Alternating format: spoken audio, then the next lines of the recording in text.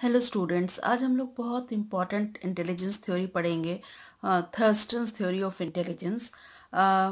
इसको जो है ग्रुप फैक्टर थ्योरी भी बोला जाता है और ये लुई थर्स्टन 1937 में इन्होंने दिया था। तो इन्होंने कहा कि इंटेलिजेंस इज़ अ क्लस्टर और ग्रुप ऑफ एबिलिटीज़। ये पहली बार किसी ने ग्रुप ऑफ फैक्टर्स के बारे में बात की। अभी तक जो है सिंगल मानते थे बिने, फिर स्पेयरमैन ने टू फैक्टर कहा, अब इन्होंने थर्स्टन ने कहा कि ग्रुप फैक्टर है। और each group has its own PMA, मतलब प्राइमरी मेंटल एबिलिटीज़ होती हैं हर ग्रुप में। एक चीज़ जो इन्होंने कहा जो बहुत ही डायलेमा है और जिसकी वजह से इस थ्योरी को बहुत क्रिटिसाइज किया जाता है कि थर्स्टन ने कहा कि each primary mental abilities are relatively independent of each other, जबकि ऐसा नहीं होता है, इंडिपेंडेंट होते हैं। तो इसके लिए क्रिटिसाइज किया गया था, इसको याद रखने वाली बात है। So Thurstone has pointed out 7 primary mental abilities and later added 2 more. 7 primary mental abilities है, बाद में जो है 2 और ऐड किया गया।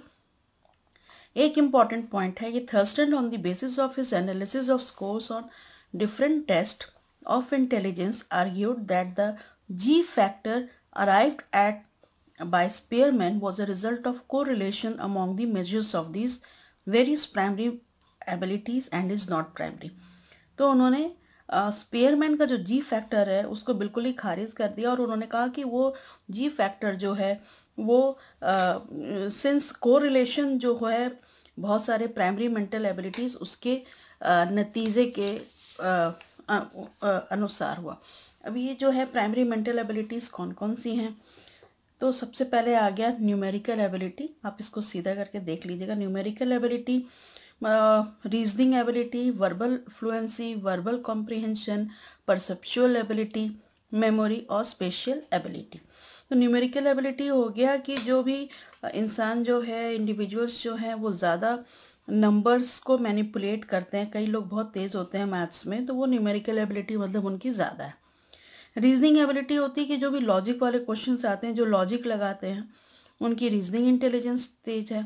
वर्बल फ्लुएंसी हो गया कि यूज़ ऑफ वर्ड्स, मतलब बहुत बेबाक होते, फटाक से वो जवाब देते, क्वेश्चन पूछते ही आंसर देते हैं, तो हम उनको कहते हैं कि वो बंदे की जो है वर्बल फ्लुएंसी एबिलिटी बहुत अच्छी है। वर्बल कॉम्प्रिहेंशन हो गया कि जो वर्ड्स जो भी बोले जाते हैं उसको अच्छे से अंडरस्टूड जल्दी कर लेते हैं। कुछ लोग क्लास में लेक्चर होता है उसको जल्दी समझ लेते हैं, यानी कि उनमें वर्बल कॉम्प्रिहेंशन एबिलिटी ज़्यादा अच्छी है। परसेप्चुअल एबिलिटी हो गई कि दे परसीव सिचुएशन, बहुत जल्दी अपने सिचुएशन को भांप लेते हैं, ऑर्गेनाइज कर लेते हैं, मतलब उनकी परसेप्चुअल एबिलिटी बहुत अच्छी है। मेमोरी हो गया कि रिमेम्बरिंग करना और उसको फिर जब भी समय आए उसको अच्छे से पुटअप करना, दैट इज़ मेमोरी। तो बहुत सारे लोगों में जिनकी मेमोरी अच्छी होती है हम बोलते हैं कि उनकी मेमोरी एबिलिटीज़ बहुत अच्छी है।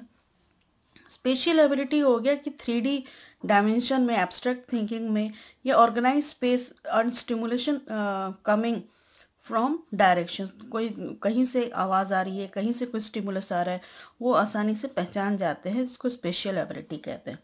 तो मेनली थर्स्टन साहब ने ये 7 प्राइमरी मेंटल एबिलिटीज़ के बारे में बताया है, जो कि बहुत इम्पॉर्टेंट इंटेलिजेंस थ्योरी है। नेक्स्ट हम मिलते हैं। Thank you.